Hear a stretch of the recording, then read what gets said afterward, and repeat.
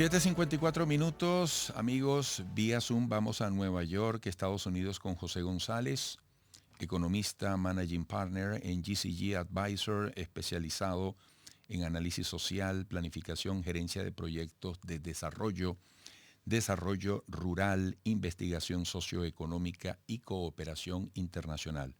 José, un gusto recibirte desde Caracas para América. Buenos días. Eh, buen día, Eduardo. Encantado de estar en el programa. Un placer siempre. Mira, ¿cómo podemos situar ese horizonte que de alguna manera intenta definir el Fondo Monetario Internacional cuando advierte de la recesión en 2023? Básicamente, el Fondo Monetario Internacional acaba de anunciar en su reunión de otoño en Washington, que es la reunión conjunta del Banco Mundial con el Fondo, en que se reúnen todos los ministros de finanzas prácticamente del planeta y el sector financiero en general, y anuncia una cuarta reducción en sus proyecciones de crecimiento para el próximo año. Solían ser 2 proyecciones al año, este año ya tenemos 4.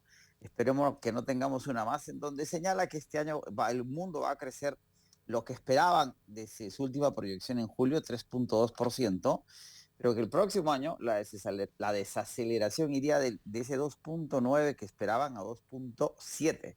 Solamente 2 décimas, pero esas 2 décimas son claves en un mundo que se resiste a crecer y en donde vamos a tener lo que se llama un crecimiento recesivo, si crecemos, o una recesión abierta.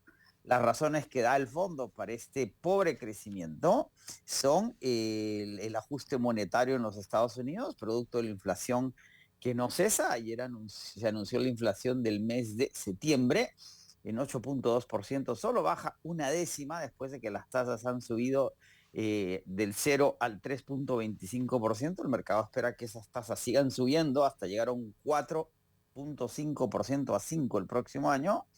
La crisis energética en Europa por la invasión en Ucrania, que está causando una serie de problemas en el continente, que va a decrecer mucho más el próximo año, que sí entra en recesión, y las continuas cuarentenas en China, que no dejan de ser aplicadas por el Partido Comunista Chino y el gobierno, independientemente que la pandemia haya pasado ya su fase de endemia, y la crisis de la vivienda en China, y una crisis de un colapso como el que tuvimos aquí en el 2008-2009. Todas esas variables hacen que el mundo vaya a entrar prácticamente ya como un consenso de los analistas y los operadores de mercado en recesión el próximo año, con niveles de inflación relativamente altos. ¿Esto es estructural, es coyuntural? Es estructural en el sentido de que recordemos que el capitalismo de los accionistas, que es el que propone Friedman en los 70 y aplican Thatcher y Reagan en los 80, y que ha dominado las dinámicas económicas globales con la globalización del comercio, eh, generó una serie de contradicciones, como todo término que ahora están en un proceso entrópico.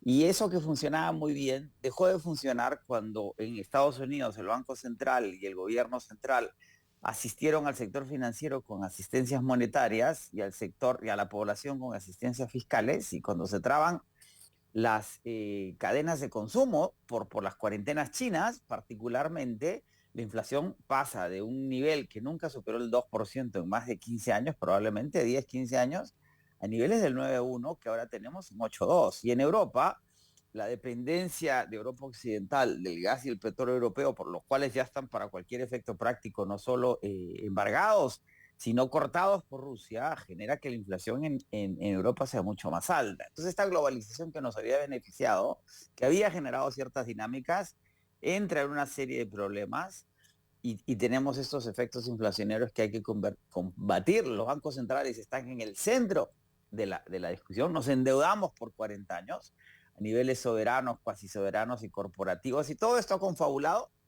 para que esta situación se dé. Es coyuntural, pero es estructural. Como todo, sembramos vientos y estamos cosechando tempestades. Amigos, estamos escuchando a José González desde Nueva York, economista, managing partner en GCG Advisor, especializado en análisis social, planificación, gerencia de proyectos de desarrollo, desarrollo rural, investigación socioeconómica y cooperación internacional. José, Dado que a esta hora nos están viendo en vivo en todos los Estados Unidos, en Latinoamérica y el Caribe, ¿qué mensaje para quienes estamos en esta parte del mundo? Es decir, ¿cuáles son nuestras posibilidades? ¿Cuál es la correlación de nuestras economías en este momento? ¿Qué destacarías? Lo que dice el fondo es que este año, casi no cambiaron las proyecciones para este año, pero en América Latina sí. Esperaban que creciéramos 3 y vamos a crecer 3,5, porque nos ha favorecido, por lo menos en los primeros meses del año, la fortaleza de las materias primas. América Latina sigue siendo el mayor proveedor de materias primas duras y blandas, metales y minerales y productos agroindustriales. Brasil, por ejemplo, era un importador neto de alimentos hace 15 años, hoy es el cuarto exportador. El 40% del cobre, lo que se considera el metal del futuro, se produce entre Chile y Perú. Sin embargo, el próximo año caemos en la misma dinámica global, con un crecimiento esperado del 1,7, cuando el fondo esperaba hace unos meses que creciéramos 2%. Y advierte, no por primera vez, pero advierte ya desde hace varias actualizaciones de sus perspectivas, que podríamos tener una crisis global, pero particularmente en América Latina, de deuda. ¿Por qué? Porque si la tasa del Fed Funds, que es la tasa que determina la Reserva Federal, que es lo que llamábamos en Venezuela el interbancario, el overnight, pasa de 0 a 4,5, 5%, el bono, que es el marcador de toda la deuda global en dólares, que es la nota del Tesoro a 10 años, va a pasar de un nivel que no llegaba al 2% o superaba el 2%, estamos casi a niveles del 4%, pero ahora va a pasar a niveles del 6 y 7. ¿Cómo se mide el retorno de deuda de mercados emergentes latinoamericanos? El Perú, por ejemplo, digamos, el Perú, que es el segundo país de menor riesgo en América Latina después de Chile, grado de inversión triple B, emite deuda del 6 al 8%. Pero a eso hay que sumarle la tasa de la nota a 10 años. Entonces el Perú va a tener que pagar en retorno sobre emisiones de deuda 6 más 6, son 12%, 13%, 14%. Y una corporación latinoamericana que quiere endeudarse en mercados internacionales tiene que pagar, por lo general, como se dice, por encima del soberano. Es decir, va a tener que pagar más del 12, 13, 14%. Y aquellos que están endeudados van a tener problemas en pagar sus deudas. ¿Por qué? Porque se desacelera la economía, la inflación sube, las tasas suben. En América Latina hemos subido las tasas agresivamente, lo cual nos garantiza solvencia financiera y protección contra estos cambios globales, pero aprieta las condiciones de crecimiento, que es lo que dice el fondo. Y quien quiere emitir deuda nueva no se va a poder endeudar. Jamie Dimon, el presidente de JP Morgan, el banco más grande de Estados Unidos, probablemente del mundo, advertía el lunes, en una entrevista a CNBC desde Londres, que el mercado de crédito global se va a cerrar el próximo año. Y dijo una frase que aterró al mercado, que dijo, si necesitan dinero, endeúdense ya. Eso en América Latina va a tener un efecto en la pospandemia, que ha subrayado la inequidad en la distribución del ingreso y la riqueza, en donde hay una gran presión fiscal, lo vamos a ver en la reforma fiscal que debe anunciar la administración Petro en diciembre. Colombia ha tenido 15 intentos fallidos de hacer una reforma fiscal.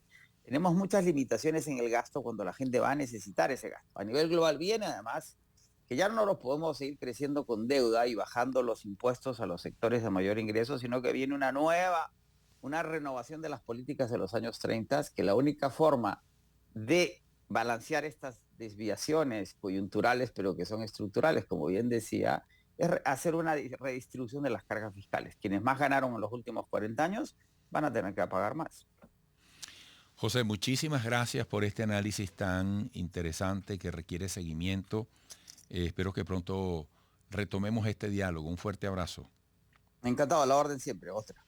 José González desde Nueva York, en los Estados Unidos, economista managing partner en GCG Advisor, especializado en análisis social, planificación, gerencia de proyectos de desarrollo, desarrollo rural, investigación socioeconómica y cooperación internacional. Volveremos.